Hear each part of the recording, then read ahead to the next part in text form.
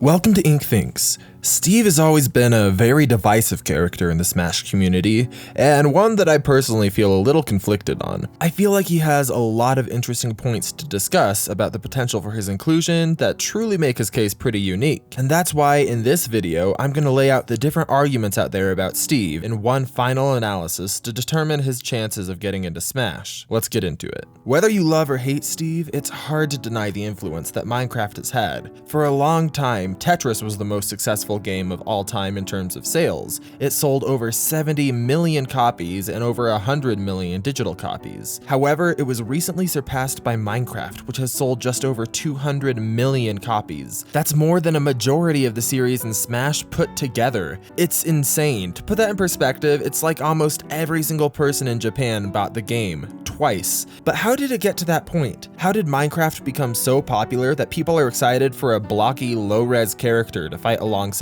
Mario and Sonic? Well, I suppose you could say all of the right blocks fell into place at the right time. The year was 2008, and Marcus Pearson, known online as Notch, began developing what would become one day the biggest game of all time. He was inspired by one of his favorite games of all time, Dwarf Fortress, to attempt to create a similar gaming experience. One that's a true sandbox style of play with no real end goal, but instead a game that just puts you in a world and leaves you to your own devices. Notch put together a very early version of the game called Ruby Dunge, but after hitting a bit of a developer's block, he found his way over to the forums at TIG Source. It was there that he became known online as Notch, as well as found a brilliant open source game called Infiniminer. Infiniminer had many similar elements that Minecraft has today. It was an open source, blocky mining simulator, but instead of focusing on exploration, it focused on competitive ore gathering. Because the game's source was 100% transparent, many fan spin-offs sprouted from the game, including one from Notch himself that he gave the temporary title of Cave Game.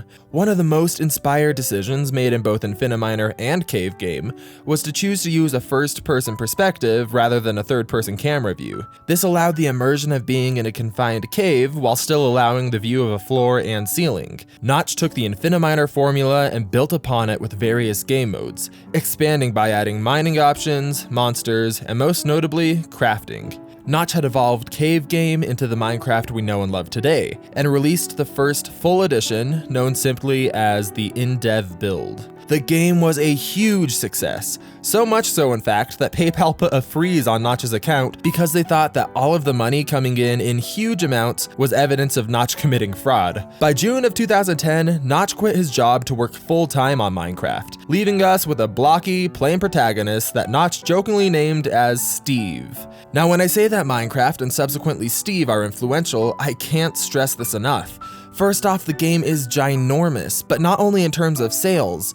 Each player instantly has their own world generated when they hit play, and each one of those worlds are 4 times larger than the surface of the Earth. These expansive, immersive worlds were one of the things that helped launch the platform Twitch, as more and more streamers picked up the game. The popularity of the game didn't only help launch and stabilize the entire Twitch platform, but even helped the king of YouTube himself, PewDiePie, build up his audience. But apart from launching new platforms and new careers, the game totally changed the face of game development with its early access model. Fans were able to pay up front and give feedback to help develop the game. Minecraft has found its way into education, film, TV shows, and practically every modern console. It eventually evolved from an indie game owned by Notch into a AAA game owned by Microsoft, which actually brings up the first point that people like to use against Steve. There are people who both say that Microsoft's ownership of the character and Minecraft's origin as an indie game work against his inclusion. So let's start with the indie game point. It is true that we haven't seen any indie games represented in Smash as true fighters, but with the rise of Super Smash Bros. Ultimate, we have seen more and more indie games coming to the series. This includes Cuphead, Shovel Knight, and Undertale. Some people would point out that these are just assist trophies or spirits and that they're not playable fighters, and this is true. But it's important to understand the impact of their inclusion, even if those characters aren't fighters in the game. Their inclusion does set a previously non-existent precedent of the Smash team working with indie games, which we can see that fans were more than okay with, as evidenced by their reaction to Sans compared to that of Terry within the same direct. We don't have any true evidence of indie characters being ineligible as fighters, but instead Instead, we have angry Smash fans doing what they do best and taking a pattern by Nintendo and turning it into a fictitious rule. So we've established that there's no real rule preventing an indie character from being a fighter, but that argument was flawed at its core anyway. Steve isn't necessarily an indie character, even if that is how he started. There is no denying that at one point Steve was an indie character, but now there's no denying that he's a AAA character owned by Microsoft. The change in his ownership and status as an indie character has no real effect on his incredible influence or the merits of the character to be included into Smash. The way I see it, focusing on whether he's too indie or not is just going to make you lose sight of all the reasons that he could deserve to be in the game, and it only dilutes both sides of the argument. That brings up the topic of Microsoft's ownership. We already have a Microsoft rep in Smash in the form of Banjo-Kazooie, right? Well, first off, we have seen evidence that Nintendo isn't necessarily opposed to having two reps, even from the same company in Smash, as evidenced by Cloud and Hero both coming from Square Enix, or on a different scale, Ken and Ryu from the same series, or Simon and Richter both from Castlevania. But I think that we need to question if Steve and Banjo even count as the same company. Banjo and Kazooie were developed and owned by Rare, while Minecraft was developed and owned by Mojang.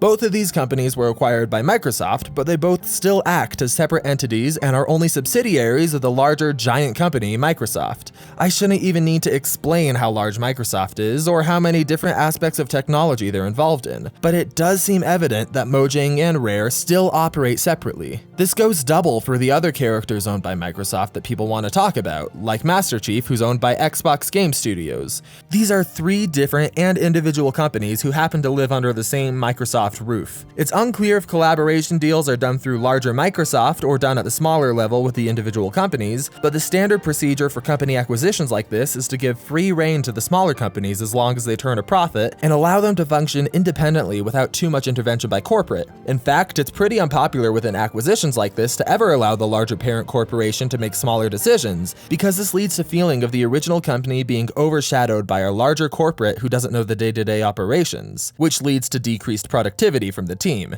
To add to this argument, Rare, Xbox, Mojang, and each of Microsoft's gaming companies each have their own executive board, hiring process, tax processes, and more. They are really, truly, genuinely unlikely to have much to do with each other and are probably viewed as independent companies by Nintendo themselves, as evidenced by the text in Banjo's reveal trailer stating that Banjo was raring to go, as an obvious nod to the company Rare. In short, the ownership by Microsoft as a parent company probably has almost nothing to do with his chances of inclusion, especially when trying to consider balancing him with other characters that happen to be owned by the larger Microsoft corporation. And while we're talking about company ownership, I want to address a quick point. People often say Steve would make so much sense because he would make Microsoft a ton of money if he was in Smash, and I actually think that this argument doesn't hold any weight. Intercompany decisions are so complicated and likely have much more than pure numbers and sales going into the choice. It could be anything from series notability to fostering positive relationships to just thinking it would be cool. And we also don't know what kind of deal Nintendo strikes up with its third-party partners. We don't know if the Smash team pays the company or if the company pays Nintendo. And if Nintendo does pay the company for the DLC, would that number scale with the volume of DLC sales? I don't see any evidence to suggest that the sales would be commission-based like that, but if they were, would Nintendo have to split that with all of its DLC partners? What I see as the most likely scenario is that the companies collaborate, knowing that the partnership will boost both of their franchises. But once again, that's just my guess, and we can't accurately speculate on Mojang's internal decisions with Nintendo. But getting back to the topic of Mojang's independency, let's talk about one of their employees, Aubrey Norris. Last year, there was this tweet circling around by an employee of Minecraft as a response to a fan saying that they wanted Steve in Smash. The tweet reads, "Steve is just an empty shell of an avatar that goes away when people use their own skins. No way." She stated this shortly after saying in the same thread that she'd rather have the skeleton. People in the Smash community began sharing this around, saying that this was proof that Microsoft doesn't want Steve in Smash, and claiming that an executive from the game said that they didn't want him in. Well, let's clarify a few things. First of all, she isn't an executive. She was a community manager, and despite people claiming that Aubrey said it was her job to know if Steve was getting into Smash, if she did say that, she'd be lying. According to Minecraft's hiring page on their careers website, the responsibility of a community manager is to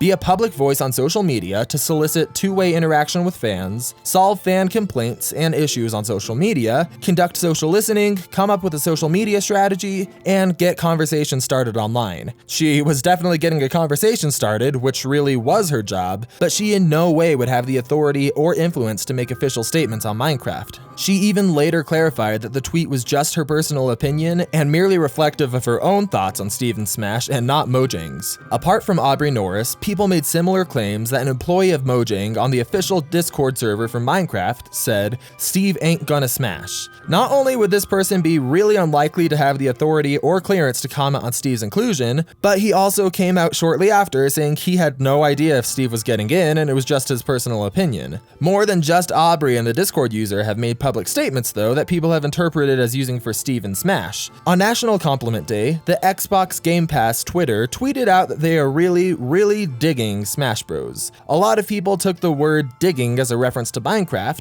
but I personally doubt that this would mean much in Steve's favor. I don't really think that a public Twitter account like this would risk leaking or hinting at a new DLC pick. But given that we have evidence that Xbox and Mojang act as separate companies internally, it would seem at the most like it's a pun and at the minimum like it's a coincidence. Now, even if Aubrey Norris's comment was only an unofficial opinion, it's something that I have heard reflected multiple times by people. Steve is a boring avatar who shouldn't be included in Smash. Well, first off, we've seen avatars in Smash before, like the Mii Fighters, Robin, or even Villager. We've also seen characters with no discernible personality, like Wii Fit Trainer, Mr. Game & Watch, Byleth, or honestly 90% of first-party characters in Smash. A lot of Nintendo's characters' personalities come from what players give them. Even with the personality argument, though, Steve feels a little different because he was made to be a blank slate. Steve was an integral part of early Minecraft. He was the character you always played as before you had the option to reskin the avatar. And even if you don't care about what he meant to the game in its infancy, I feel like having a playing character like Steve would be the perfect representation for Minecraft. The game itself is a blank slate where the player makes what they want from it, so having a character who reflects that philosophy would make a lot of sense to me. Steve wouldn't just represent the avatar, but Minecraft as a whole, making him a better rep than a creeper, skeleton, or enderman in my opinion. Steve represents a new generation of gaming, and with Minecraft being the game of the decade, Steve's inclusion only feels more natural. But when we talk about Steve's implementation as a fighter, I hear the same two arguments come up over and over again. Steve has no moveset, and Steve's movement is too choppy and janky to be in Smash. Let's start with the moveset claim because I think it's a little silly. Not only are there plenty of things for Sakurai's team to pull from among crafting, stage destruction, swords, archery, pickaxes, potions, armor, and more, but we've also seen Sakurai pull from way less to make a character. For example, Captain Falcon was never really seen outside of his vehicle before the Smash team pioneered a completely original moveset for him. The Smash team has proven time and time again that discovering a creative moveset is almost no challenge for them. But that brings up the point of Steve's movement. A lot of people say that Sakurai wants to remain faithful to the franchises when he creates a character, and having Steve's movement from his game would be too clunky to include in Smash and maintain authenticity. Well, to that I'd say we have the clunkiest character of all time in Smash in the form of Mr. Game & Watch. We've also seen Minecraft's animation be smooth in things like Minecraft Story Mode. Heck, there's a whole franchise of LEGO games that shows convincing ways for blocky, clunky characters to have convincing smooth movement. But even if we wanted to say there was no way to authentically pull off Steve's movement, sometimes Sakurai just throws authenticity out of the window when he feels like putting something cool in like a Falcon Punch, or when he wants to make Ganondorf slow, or when he wants to make every other Fire Emblem character feel like Marth. I really don't think that authenticity is going to be an issue whatsoever, and even if you aren't a fan of Steve's moveset or movement to be added into Smash, there is no denying that his Minecraft stage and music would be pretty spectacular. I occasionally hear the argument that Steve is from Minecraft and that's a game made for kids. This is a really strange argument to me, considering that a lot of adults play Minecraft as well. Heck, they're the ones who can actually pay for it.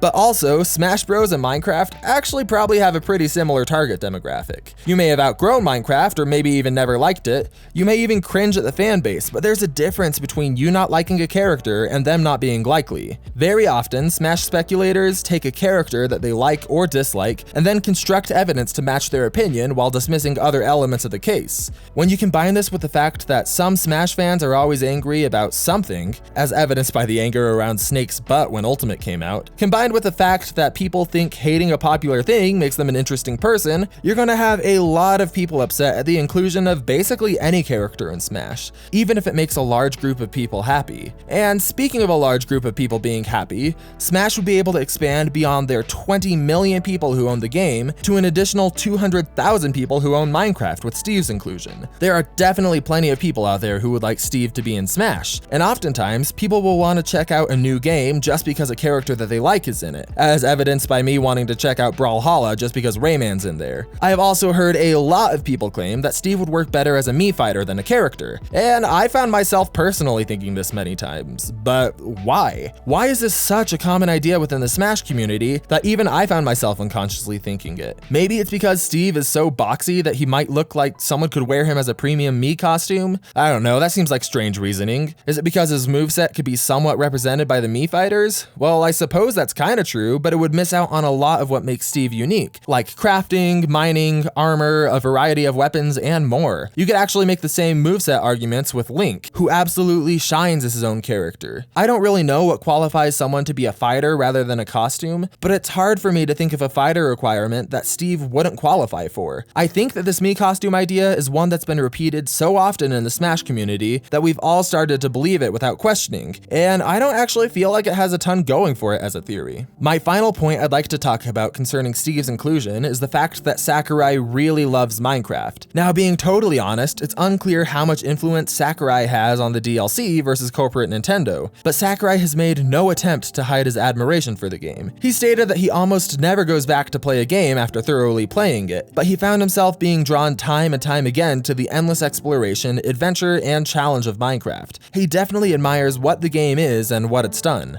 In conclusion, do I think that Steve is getting into Smash? It's a little hard to say. I don't think that he really has anything working against him, and outside of his popularity, cultural influence, and Sakurai's opinion on the game, I don't see a ton absolutely screaming that he's gonna be in the game. I mean, early leakers like Fairgabin said that Minecraft would be in Smash, but that turned out to be unsubstantiated. In my personal opinion, I think that Steve would be absolutely deserving of the slot, and I haven't seen any convincing arguments against him. I wouldn't be surprised if he mines himself into the Smash roster sometime soon. Speaking of which, bring out your pickaxe and mine that subscribe button to get notifications of when I post, or hit the bell to actually get notified when I post. Let me know what character I should cover next in my comments below, or come talk to me on Discord for a longer form discussion. The link is in the description. Click the video on screen now to see my thoughts on Geno getting into Smash. I want to give a special thanks to Stabilize in his video on the history of Minecraft. It was a huge help to me. Check out his video in the description, it's really great. Until next time, stay smashing.